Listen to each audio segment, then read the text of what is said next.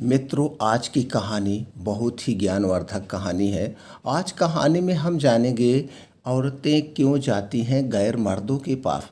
आज की कहानी है दोस्तों 15 विद्या ज्ञाता महाराजा भोज की। महाराजा भोज की दो पत्नियां थीं। ये दो रानियां थीं। एक रानी पतिव्रता थी, एक रानी चरित्रहीन थी। तो दोस्तों, राजा भोज ने स्वयं बताया कि गैर मर्दों के पास क्यों जाती हैं पत्नियां। तो इसको हम दोस्तों समझते हैं एक कहानी के माध्यम से। राजा भोज 14 विद्या निदान राजा थे, जो उस समय समग्र राजाओं में सबसे बुद्धिमान शासक थे। 14 विद्याओं ने राजा भोज की एक अलग ही छप पूरे संसार में बना दी थी, जिसका उन्हें हमेशा ही घमंड रहता था, क्योंकि वह समझते थे कि 14 विद्या सीखने के बाद में कोई ऐसा नहीं है जो उन्हें बुद्धिमत्ता में हरा सके। लेकिन यह कारनामा किया एक बाजीगर ने, जिसने राजा भोज की 14 विद्याओं का घमंड तोड़कर रख दिया। एक बार एक बाजीगर और बाजीगरनी राजा भोज की नगरी में खेल दिखाने आए। बाजीगर ने वहां मौजूद लोगों से उसका खेल देखने के लिए आग्रह किया। लोगों ने बाजीगर से कहा, भाई, हम तो तुम्हारा खेल देखना चाहते हैं, लेकिन हम तुम्हें उसके बदले भिक्षा में क्या दे सकते हैं। एक काम करो, तुम राजा के महल चलो। अगर राजा को तुम्हारा खेल पसंद आया तो वह तुम्हें भारी रकम भी देंगे और इनाम भी देंगे। बाजीगर ने कहा, चलो ठीक है। बहुत सुना है राजा भोज के बारे में। मेरी भी बड़ी तमन्ना थी कि एक दिन मैं उनके सामने अपनी कला का प्रदर्शन कर सकूं। बाजीगर अपनी पत्नी के साथ महल पहुंच गया, लेकिन वहां द्वारपालों ने उसे बताया कि अभी महाराज किसी कार्य में व्यस्त हैं, तुम थोड़ी देर इंतजार करो। बाजीगर अपनी पत्नी के साथ वहीं बैठ गया और राजा भोज से का कार्य से मुक्त होने का इंतजार करता रहा। आखिरकार लंबे समय के बाद राजा बाहर आए। राजा को देखते ही बाजीगर प्रसन्नता से शीघ्र खड़ा हुआ और राजा भोज के पास जाकर बोला, महाराज, मैं एक छोटा सा बाजीगर हूँ। गांव-गांव घूम-घूम कर अपनी कला का प्रदर्शन करता हूँ। मेरी बड़ी दिनों से तमन्ना थी कि कभी आपके सामने अपनी कला का प्रदर्शन करूं, इसलिए आज मैं आपकी नगरी में आया हूं। राजा भोज घमंड में, अरे बाजीगर, तू क्या मुझे अपनी कला दिखाएगा? मैं 14 विद्या निदान राजा हूं। मैं 14 विद्या का ज्ञाता हूं। मेरे आगे बड़े से बड़ा ज्ञान भी पस्त होए, और तू तो एक छोटा सा बाजीगर है। भला तू मुझे क्या रोमांचित करेगा? बाजीगर, महाराज, मैं एक छोटा सा बाजीगर अवश्य हूँ, किंतु मेरी कला छोटी नहीं है। मैं आपसे विनती करता हूँ, केवल एक बार मेरा खेल देख लीजिए। बाजीगर की यूं बार बार विनती करने पर राजा भोज ने हामी भर दी और बोले, चलो ठीक है बाजीगर, दिखाओ अपना खेल। मैं ना तो मेरी प्रजा ही खुश हो जाएगी, उन्हें भी कुछ आनंद आ जाएगा। तब बाजीगर ने अपना खेल प्रारंभ किया तो वहां राजा के साथ उनकी रानियां, मंत्री और समस्त प्रजा आ गई। बाजीगर ने अपने थैले से एक रस्सी निकाली और उसे आकाश की ओर उड़ा दिया। उसे आकाश में फेंक दिया। फेंकने के साथ साथ रस्सी लंबी होती चली गई और आकाश में जाकर कहीं अटक गई। वहां मौजूद सभी लोग इस छोटे से नमूने को देखकर हैरान रह गए। खुद राजा भी सोचने लगे कि रस्सी तो फेंकी थी छोटी सी, परंतु वह इतनी लंबी कैसे हो गई कि आकाश में ही पहुंच गई। अब बाजीगर उस रस्सी को जोर जोर से खींचने लगा, लेकिन रस्सी इस कदर फंस गई कि उसे खींच पाना बहुत मुश्किल हो रहा था। फिर बाजीगर राजा भोज से बोला, क्षमा करें महाराज, मुझे खेल थोड़ी देर के लिए अधूरा छोड़ना पड़ेगा, क्योंकि मुझे ऊपर से देवताओं का संदेश आया है कि ब्रह्मा, विष्णु और महेश में भयंकर युद्ध छिड़ गया है। उनमें बहुत जोर से झगड़ा हो रहा है, जिसे शांत करने के लिए मुझे वहां जाना होगा। बाजीगर के मुख से ऐसा कथन सुनकर सारी प्रजा और खुद राजा भोज दुविधा में फंस गए। सभी मन ही मन सोचने लगे कि ऊपर देवता की लड़ाई हो रही है और उसे छुड़वाने के लिए उन्होंने इस बाजीगर को याद किया। राजा भोज ने हैरियत में अपना सिर हिलाया और बोले, ठीक है बाजीगर, पहले तुम देवताओं का युद्ध शांत करवा कर छुड़वा कर आ जाओ। लेकिन जाने से पहले बाजीगर ने राजा के सामने एक शर्त रखी।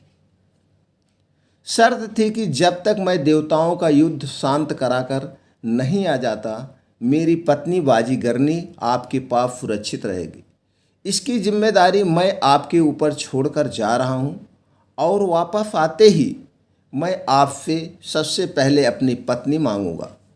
राजा एक बार फिर सोच में पड़ गया कि ऐसी कौन सी दुविधा आने वाली है, ऐसी कौन सा संकट आने वाला है जो इस बाजीगर ने यह शर्त मेरे सामने रखी है। भला इसकी पत्नी को यहाँ से कौन ले जाएगा। राजा भोज, ठीक है, मुझे तुम्हारी शर्त मंजूर है। जब तक तुम नहीं आते तुम्हारी पत्नी मेरे पास सुरक्षित रहेगी। नहीं, राजा ने शर्त मंजूर की। बाजीगर ने रस्सी चढ़ना शुरू कर दिया जो आकाश में जा रही थी। सभी की निगाह बाजीगर पर टिकी थी। जैसे जैसे वह चढ़ता गया उसका आकार छोटा होता गया। एक समय ऐसा आया जब वह बादलों में अदृश्य हो गया। बाजीगर को गए कुछ काफ़ी समय हो गया था। वहाँ मौजूद सभी जन और राजा भोज बाजीगर के आने की प्रतीक्षा कर रहे थे। लेकिन थोड़ी देर बाद वहाँ मौजूद सभी लोगों के एक ऐसा दृश्य देखा जो कल्पना के परे था और लोगों में एक रहस्यमय सवाल बन गया। उन्होंने देखा आकाश से बाजीगर का एक कटा हुआ पैर आकर धम्म से धरती पर गिरा। कटा पैर देखकर सभी सुन्न पड़ गए। सभी की आंखें की फटी रह गई। फिर दोबारा दूसरा पैर आ गिरा। फिर बाजीगर के कटे हुए हाथ आ गिरे। धीरे धीरे उसका सारा शरीर टुकड़ों के रूप में जमीन पर आ गिरा और अंत में उसका मुख, जिसे देखते ही राजा भोज भी अपने सिंहासन से उठ खड़े हुए। अपने पति के शरीर के कटे अंग देखकर बाजीगरनी जोर जोर से रोने लगी। राजा और समस्त प्रजा के मन में कई सवाल उठने लगे। ऊपर क्या हुआ, कैसे हुआ, क्यों हुआ। आज लोगों ने बाजीगर के कटे अंगों को देख काफ़ी विचार विमर्श किया। अब जब उनके पास कोई दूसरा रास्ता नहीं बचा तो राजा ने उसके कटे अंगों को चिता देने का आदेश दिया। चिता की बात सुनते ही बाजीगरनी उठ खड़ी हुई और रोते रोते बोली, बाजीगरनी, महाराज, मैं अपने पति के साथ सती होना चाहती हूँ। राजा भोज और उनकी रानियों ने बाजीगरनी को खूब समझाने की कोशिश की कि तुम अभी जवान और काफ़ी खूबसूरत हो, यूं फती होकर अपना जीवन समाप्त मत करो। लेकिन बाजीगरनी ने हट कर ली और बोली, महाराज, या तो मुझे मेरे पति के साथ सती करो वरना मैं यहाँ मौजूद समस्त जनों को श्राप दूंगी जिसकी पीड़ा से आप लोग कभी उबर नहीं पाओगे। श्राप शब्द उस समय बहुत माने रखता था। लोग इससे भयभीत होते थे। खुद राजा भोज भी श्राप का नाम सुनते ही भयभीत हो गए। अब जब खूब समझाने के बाद भी नहीं समझी तो राजा के पास कोई दूसरा विकल्प बचा ही नहीं। बाजीगर के साथ बाजीगरनी को सती कर दिया गया। उसे भी उसके साथ उसकी चिता में जला दिया गया। लेकिन समस्या यही नहीं समाप्त हुई। असली समस्या तो अभी आने बाकी थी। अभी दोनों की चिता ठंडी भी नहीं हुई थी कि राजा और प्रजा ने देखा बाजीगर धीरे धीरे रस्सी से उतरता हुआ वापस आ रहा था।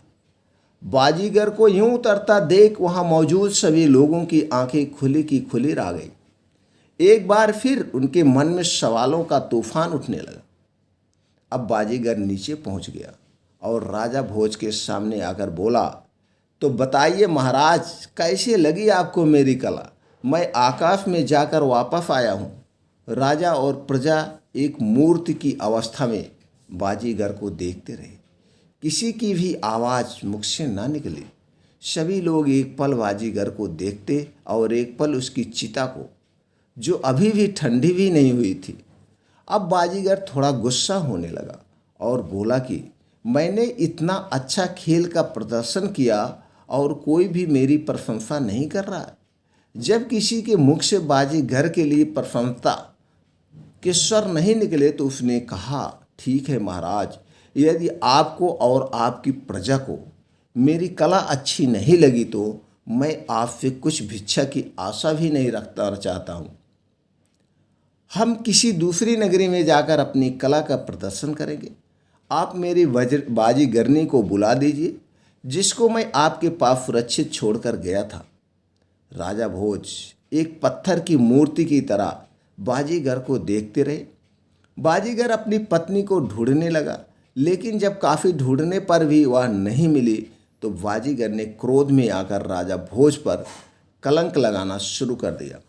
अब राजा को अपनी चुप्पी तोड़नी पड़ी, क्योंकि कोई भी राजा अपने ऊपर यूं लांछन लगते हुए नहीं देख सकता। राजा भोज, तुम्हारी पत्नी तो तुम्हारे साथ सती हो गई। राजा ने बाजीगर को उसके जाने के बाद की सारी कहानी बताई। बाजीगर, महाराज, आप एक कपटी और झूठे राजा हैं। जरूर आपने ही मेरे पत्नी को ही कहीं छुपा रखा होगा। राजा भोज, भला मैं तुम्हारी पत्नी को क्यों छुपाऊंगा बाजीगर? बाजीगर, क्योंकि आप मेरी पत्नी को अपनी रानी बनाना चाहते हैं। मेरी बाजीगरनी सुंदर और रूपवती स्त्री पूरे संसार में कोई नहीं है, न ही आपकी कोई रानी इतनी सुंदर है। आप एक चरित्रहीन राजा हैं। सारी प्रजा सुन्न होकर बैठी रही। राजा भोज ने उसे बार बार समझाने की कोशिश की कि मेरा विश्वास करो, मैंने तुम्हारी पत्नी को कहीं नहीं छुपाया है, वह तुम्हारे साथ ही सती हुई है। अब तुम अचानक आकर अपनी पत्नी मांगोगे तो मैं कहाँ से ला कर दूंगा? बाजीगर, मैं नहीं जानता महाराज कि आप एक 14 विद्या निधान राजा भी हो। इस कदर झूठ बोल सकते हो। मैं स्वयं आपके सामने जिंदा खड़ा हूँ, तो मेरी पत्नी सती कैसे हो सकती है? या फिर आपके मन में कपट आ गया? मेरे जाते वक्त आपने मेरी शर्त अनुसार मुझे वचन दिया था कि जब तक मैं नहीं आता आप मेरी पत्नी को सुरक्षित रखेंगे, और अब जब मैं अपनी पत्नी आपसे वापस मांग रहा हूँ तो आप नाटक कर रहे हैं। मुझे आपसे कुछ भी भिक्षा या दान नहीं चाहिए, आप केवल मेरी पत्नी लौटा दीजिए। राजा भोज, बाजीगर, तुम्हें जो सजा मुझे देनी है तुम दे सकते हो, किंतु मैं मरे हुए प्राणी को जिंदा नहीं कर सकता। बाजीगर, महाराज, यदि मैंने अपनी पत्नी आपके महल से निकालें तब आप क्या करोगे? राजा भोज, ये तुमने बाजीगरनी मेरे महल से निकाल दी तो यह सारा राजपाट मैं तुम्हारे नाम कर दूंगा, और यदि तुम बाजीगरनी को मेरे महल से नहीं निकाल सके तो तुम क्या करोगे? बाजीगर, महाराज, यदि मैं अपनी पत्नी को आपके महल से नहीं निकाल सका तो जितना राजपाट आपका है इससे 2 गुना मैं आपको दूंगा। राजा ने हामी में अपना सिर हिलाया। बाजीगर ने महल में प्रवेश करने के लिए अपने कदम बढ़ाए। उसके पीछे राजा भोज, उनकी रानियां, मंत्रीगण और समस्त प्रजा भी बाजीगर के पीछे पीछे महल में पहुंच गए। महल में पहुंचते ही बाजीगर ने जोर से आवाज लगाई, बाजीगरनी, कहाँ हो तुम? आ जाओ, अब हम चलते हैं अपने घर। ऊपर से आवाज आई, आती हूँ जी, आती हूँ, थोड़ा इंतजार करिए।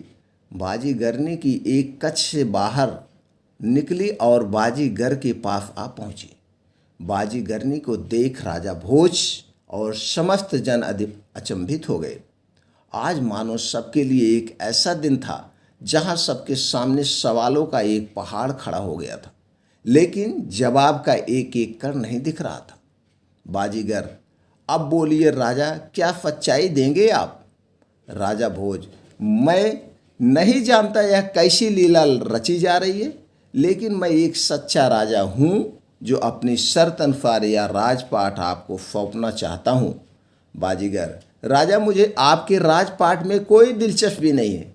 मैं यहाँ केवल आपकी 14 विद्याओं का घमंड तोड़ने आया था, और यह थी मेरी 15वीं विद्या, जिसे आप अभी तक नहीं जानते। जाते जाते जब बाजीगर और बाजीगरनी ने अपने असली रूप दिखाए तो लोगों के सामने जो सवालों का पहाड़ था वह एक तिनके की भांति बिखर गया। बाजीगर और बाजीगरनी के भेष में आए कोई और नहीं बल्कि भगवान शिव और माता पार्वती थी।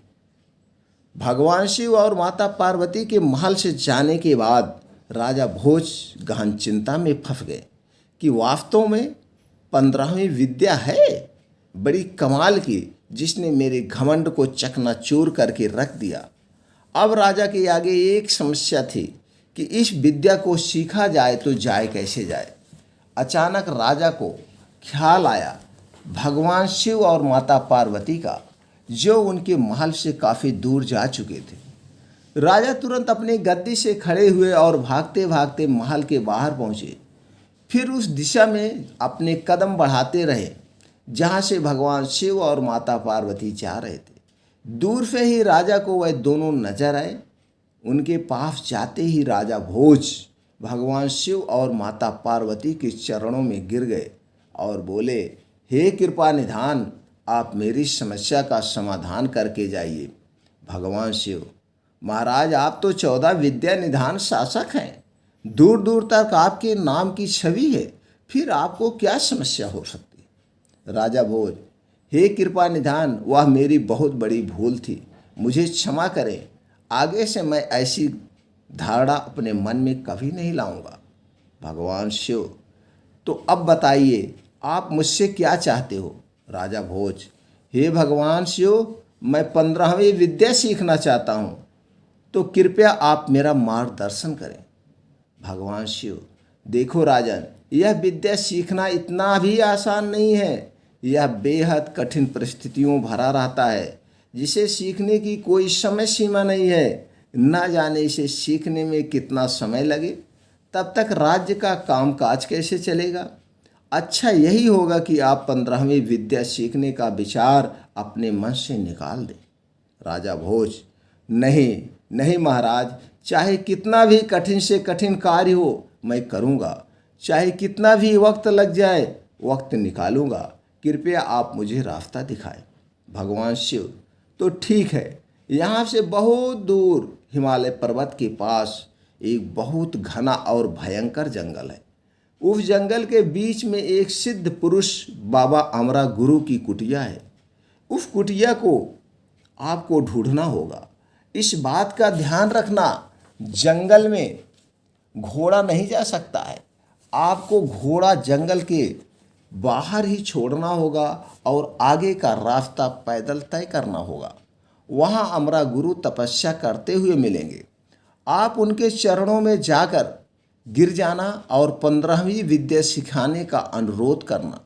और हाँ, एक बात का ध्यान रखना, बाबा अपने स्वभाव से काफ़ी कठोर हैं। अगर बाबा तपस्या में लीन हो तो उनकी तपस्या भंग मत करना, नहीं तो वह आपको श्राप भी दे सकते हैं।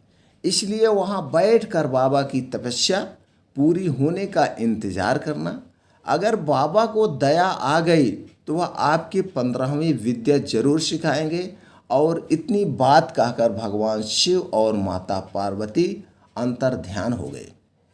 भगवान शिव और माता पार्वती के अंतर्ध्यान होने के बाद राजा भोज अपने नगरी में वापस आए और अपने वफादार मंत्रियों की एक बैठक बुलाई और उन्हें आगे की योजना समझाते हुए बोले, देखो, मैं एक जरूरी कार्य से राज्य से दूर जा रहा हूँ। मेरे जाने के बाद आज सभी मिलजुल कर राज्य कार्य को देखोगे और प्रजा को कोई कष्ट ना हो, इसका विशेष ध्यान रखना, क्योंकि मुझे वापस आने में मालूम नहीं कितना समय लग जाए। इसलिए आप सब अपना अपना काम ईमानदारी से करना। सभी मंत्रियों को समझाकर राजा महल की ओर चल दिए। तो दोस्तों, राजा भोज की 2 रानियां थीं। एक का नाम था सत्यवती और दूसरी का नाम था भानुवती। नाम के अनुसार ही दोनों का आचरण था। सत्यवती एक पतिव्रता नारी रानी थी। वह महाराज के दर्शन बगैर खाना तो क्या पानी तक नहीं पीती थी। दूसरी ओर रानी भानुमति थी। उसका इन बातों से दूर दूर तक कोई लेना न देना नहीं था। कहने का मतलब रानी भानुमति का चरित्र ठीक नहीं था। राजा भोज पहले रानी सत्यवती के कक्ष में गए और बोले, रानी, मैं किसी जरूरी कार्य से कुछ समय के लिए नगरी छोड़कर जा रहा हूँ। मालूम नहीं मुझे आने में कितना वक्त लगे। यह वक्त 1 वर्ष का भी हो सकता है और 12 वर्ष का भी, या फिर उससे ज़्यादा का भी हो सकता है। इसलिए मैं आपको सलाह देता हूँ, मेरे वापस आने तक आप सावधानी से रहना। इतनी बात सुनकर रानी सत्यवती की आंखें छलक आई और बोली, हे राजन, मैं तो आपके दर्शन किए बगैर पानी तक नहीं पीती। भला इतना लंबा समय मैं आपके बिना कैसे बिता पाऊंगी, जिसमें आपके आने की कोई समय सीमा भी निश्चित नहीं है, निर्धारित नहीं है। कृपया आप मुझे भी अपने साथ लेकर चलिए। राजा भोज, नहीं रानी, मैं आपको साथ लेकर नहीं जा सकता, क्योंकि मैं जिस कार्य से जा रहा हूँ वहाँ पर स्त्रियों का जाना वर्जित है। तो कृपया आप मेरे काम में बाधा ना डालें। सत्यवती, महाराज, आप तो जानते ही हैं कि आपके दर्शन किए बगैर मैं भोजन तो क्या पानी तक नहीं पीती, चाहे मेरे प्राण ही क्यों ना निकल जाए। राजा भोज, ठीक है, इस समस्या का समाधान मेरे पास है। मैं अपनी एक तस्वीर इस दीवार पर बना देता हूँ। आप उसको देखकर भोग लगाकर भोजन करें। और राजा भोज ने अपनी हूबहू तस्वीर दीवार पर बना दी। सुबह हुई और राजा भोज चलने की तैयारी करने लगे। जाने से पहले राजा ने सत्यवती को अपने पास बुलाया और समझाते हुए कहा, देखो रानी, मैं जिस कार्य के लिए आपसे दूर जा रहा हूँ वह काफ़ी उलझन भरा रास्ता है। न जाने मेरे साथ क्या क्या घटना घट जाए और मुझे आपसे मिलने के लिए भी अपना परिचय देना पड़े। इसलिए मैं आपको अपनी मूछ का बाल देकर जा रहा हूँ। इसको संभाल कर रखना, क्योंकि मैं जब भी वापस आऊँगा आपसे सबसे पहले अपनी मूछ का बाल मांगूंगा। तो आप समझ जाना कि मैं ही राजा भोज हूँ, और यह बात गुप्त रखना, किसी को बताना मत। रानी ने मूछ का बाल लिया और एक डिबिया में कैद कर उसे गुप्त जगह संभाल कर रख दिया। 15वीं विद्या की खोज में अपनी यात्रा शुरू करने से पहले राजा ने अपने एक पुराने साथी नाई को बुलाने का आदेश दिया। सैनिकों ने तुरंत नाई के पास राजा की सूचना पहुंचाई। जैसे ही नाई को पता चला कि उसे राजा भोज ने याद किया है, वह तुरंत राजा महल के पास दौड़कर चला आया। राजा ने उसे आगे की सारी योजना बताई और कहा, हमें इसी वक्त के लिए राज्य से दूर जाना होगा, इसलिए आपको भी हमारे साथ चलना होगा। नाई ने कहा, ठीक है महाराज, जैसी आपकी इच्छा, आप जैसा कहेंगे मैं वैसा करूँगा।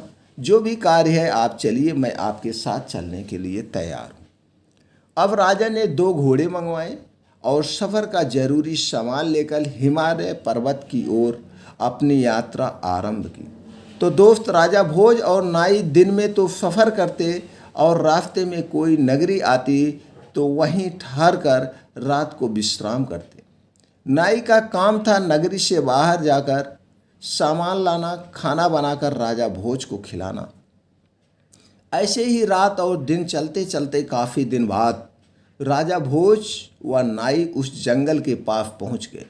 चूँकि घोड़े अंदर नहीं जा सकते थे, इसलिए घोड़ों को बाहर ही छोड़कर राजा व नाई तलवार से जंगल में रास्ता बनाते हुए आगे बढ़े। आखिरकार इतनी लंबी यात्रा के बाद राजा भोज बाबा अमरा की कुटिया में ढूंढने में कामयाब हो गए। राजा भोज ने देखा कुटिया का द्रव्य काफ़ी सुनहरा था। बाबे की सुंदर कुटिया बनी है। कुटिया के आसपास रंग बिरंगे फूल खिले। बाबा के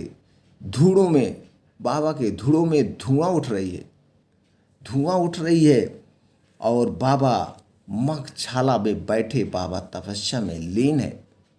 राजा भोज और नाई बाबा अमरा गुरु के सामने थोड़ी दूरी पर हाथ जोड़कर बैठ जाते। लेकिन 1 सप्ताह हो गया, बाबा तो आंखें ही नहीं खोलते। तो राजा भोज ने कहा, जब तक बाबा आंखें नहीं खोलते हम आश्रम की साफ सफाई कर देते हैं। और दोनों आश्रम में काम करने लग गए। नए और नए फूल लगा करके सब साफ सफाई की। जंगल से सूखी लकड़ियां लाकर धूड़ा के पास इकट्ठी कर दी और आराम से रहने लगे। 1 महीना बीत गया, तब कहीं जाकर बाबा अमरा गुरु ने आंखें खोली और अपने सामने एक राजा व एक नौकर को दे बैठा देखा, जो हाथ जोड़कर बाबा की तरफ जिज्ञासा भरी नज़रों से देख रहे थे। बाबा ने कहा, बच्चों मेरे पास आओ और अपना परिचय दो, क्योंकि तुम इतने भयंकर जंगल को पार करके मेरे पास आए हो। यहाँ कोई इंसान नहीं आ सकता, मामूली इंसान नहीं आ सकता। आप लोग इतना कष्ट उठाकर अगर मेरे पास आए हो तो बहुत ज़रूरी कोई काम ही होगा। यह बात सुनकर राजा भोज व नाई बाबा के पास आए और चरणों में बैठकर राजा भोज ने कहा, हे महाराज, मैं राजा भोज हूँ और मैं बड़ी आशा से आपके पास आया हूँ। कृपया आप मेरी समस्या का समाधान करें। बाबा बोला, बच्चा क्या समस्या है? राजा भोज, महाराज मैं 15वीं विद्या सीखने आया हूँ, कृपया आप मुझे 15वीं विद्या का दान दें तो आपकी बड़ी कृपा होगी। बाबा, ओह बालक, तू तो बड़ा ही समस्या लेके आया। तुम्हारी समस्या तो बहुत बड़ी है, किंतु एक बात तू बता, तुझे मेरा पता किसने बताया? तुम्हें कौन बताया कि मैं 15 विद्या का सिखा सकता हूँ? राजा भोज, महाराज एक बाजीगर ने। बाबा, ठीक है, परंतु राजन इस विद्या को सीखना हर किसी के बस की बात नहीं है। इसमें बड़ी कठिनाइयाँ आएंगी, क्या कर पाओगे? राजा भोज, महाराज इस विद्या को सीखने के लिए मैं हर कठिनाई का डटकर मुकाबला करूँगा। कृपया आप मुझे सही राह दिखाइए। दोस्तों, कहानी लंबी है, पार्ट 1। अब हम इसको आगे की कहानी दूसरे भाग में सुनाएंगे। कृपया चैनल को सब्सक्राइब कर दें, बेल आइकॉन का बटन ऑन कर दें, जिससे ये अगली वीडियो जो हम आप अपलोड करेंगे उसका नोटिफिकेशन आप तक पहुंच जाए। अभी आगे की कहानी तो बहुत दिलचस्प है, आगे की कहानी और ही रोमांटिक है। तो दोस्तों, 15वीं विद्या क्या है? क्या राजा सीख पाते हैं? या क्या उस 15वीं विद्या को मरे आदमी को भी जिंदा किया जा सकता है? या फिर राजा भोज की जो चरित्रहीन पत्नी है उसकी क्या करतूत सामने आएगी? ये दूसरे भाग में है। दोस्तों, चैनल को सब्सक्राइब करें। फिर मिलते हैं दूसरे भाग में राजा भोज की कहानी के साथ।